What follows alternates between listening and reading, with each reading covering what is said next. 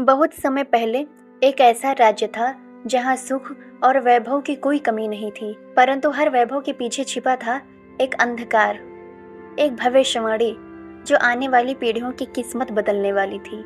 एक राजकुमार जो जन्म से ही श्रापित था, जिसकी हर पूर्णिमा पर आंखों में रक्तिम ज्वाला भड़कती और शरीर राक्षस का रूप ले लेता। क्या यह श्राप उसे विनाशक बनाएगा या प्रेम और साहस उसे मुक्ति दिलाएंगे? यही है चंद्रमुखी, श्राप, रहस्य और प्रेम की अनकही गाथा। अवंतिकापुरी का राजमहल दीपों से जगमगा रहा था। वर्षों की प्रतीक्षा के बाद राजा विक्रमादित्य और रानी सूर्यमाला के आंगन में पुत्र जन्मा था। पूरा राज्य उत्सव मना रहा था, लेकिन उसी रात एक भयानक भविष्यवाणी ने उस खुशी पर अंधेरा डाल दिया। अंधकार में लिपटे एक ज्योतिषी बोला, यह बालक महान होगा, किंतु इसकी किस्मत में अंधकार बंधा है। जब यह जवान होगा तो हर पूर्णिमा की रात यह राक्षसी रूप धारण करेगा और अपने पिता के लिए विनाश का कारण बनेगा। राजा का हृदय कांप उठा। उन्होंने तय किया कि पुत्र की परवरिश महल से दूर गुप्त रूप से की जाएगी, लेकिन रानी अपने बेटे से जुदा होने के दर्द में टूट गई। बालक का नाम रखा गया युवराज आदित्य। उसे महल से दूर एक गुप्त किले में पाला गया।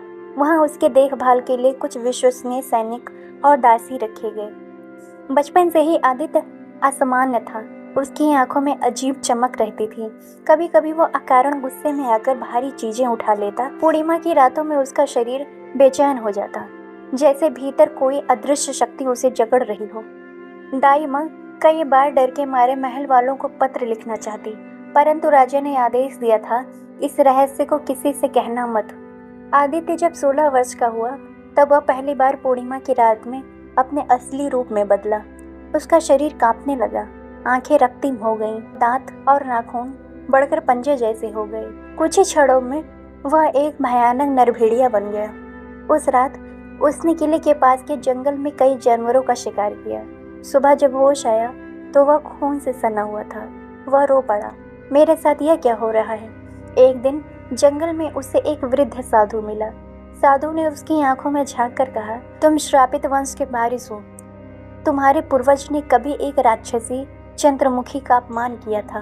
उसने वचन दिया था कि उसकी संतति में से एक जन्म लेगा जो हर पूर्णिमा को राक्षस बनेगा। वही श्राप तुम पर है। आदित्य घबरा उठा। क्या इसका कोई उपाय नहीं? साधु बोला, उपाय है, किंतु कठिन है। तुम्हें उसी चंद्रमुखी आत्मा से मिलना होगा और उसके श्राप को तोड़ने की याचना करनी होगी। पर सावधान, वह आत्मा सरल नहीं है, वह तुम्हें छल भी सकती है। कुछ समय बाद महल के पास अजीब घटनाएं होने लगी। लोगों ने देखा कि एक सुंदर स्त्री आधी रात को नदी के किनारे नृत्य करती है। उसके माथे पर चांद जैसी आभा थी और पांव जमीन को छूते नहीं थे। वह थी चंद्रमुखी, एक ऐसी आत्मा जो सौंदर्य और रहस्य का अद्भुत संगम थी। जब आदित्य उससे मिला तो वह बोली, तुम्हारे भीतर जो राक्षस है वो मेरा बदला है, लेकिन यदि तुम सच्चे साहस और त्याग का परिचय दोगे तो मैं तुम्हें मुक्त कर सकती हूँ। आदित्य धीरे धीरे चंद्रमुखी की ओर आकर्षित होने लगा। उसके सौंदर्य और करुणा में उसे सच्चा अपनापन दिखा। परंतु हर पूर्णिमा की रात वह राक्षस बन जाता है और चंद्रमुखी उसे रोकने का प्रयास करती है। राजा विक्रमादित्य को भी धीरे धीरे इस रहस्य का पता चलने लगा। उन्हें भय था कि भविष्यवाणी सच हो जाएगी और उनका पुत्र ही उनका शत्रु बन जाएगा। इसी बीच पड़ोसी राज्य ने आक्रमण कर दिया। युद्ध छिड़ा। आदित्य ने युद्ध भूमि में शौर्य दिखाया, लेकिन पूर्णिमा की रात अचानक उसका रूप बदल गया। सैनिक डर गए। कुछ ने उसे दानव समझकर उस पर हमला कर दिया, परंतु उसी रात चंद्रमुखी ने उसकी रक्षा की और दुश्मन सेना को हराने में मदद की। धीरे धीरे लोग कहने लगे, यह कोई श्रापित नहीं बल्कि देवदूत है जो हमें बचाने आया है। आदित्य, श्राप से मुक्त होने के लिए अपने पिता के प्राणों की रक्षा करनी होगी। चंद्रमुखी ने कहा, भविष्यवाणी कहती है कि तुम राजा के लिए खतरा होंगे। यदि तुम स्वयं को साबित कर दो कि तुम उनके रक्षक हो, तभी श्राप टूटेगा। कुछ समय बाद विद्रोही सैनिकों ने राजा पर हमला किया। उस रात भी पूर्णिमा थी और आदित्य राक्षस बन गया, परंतु उसने अपने राक्षसी रूप का इस्तेमाल पिता को बचाने के लिए किया। उसने विद्रोहियों को परास्त किया और राजा की जान बचाई। उस पल भविष्यवाणी उलट गई। चंद्रमुखी की आत्मा मुस्कुराई और बोली, तुमने श्राप को तोड़ दिया, अब से तुम मुक्त हो।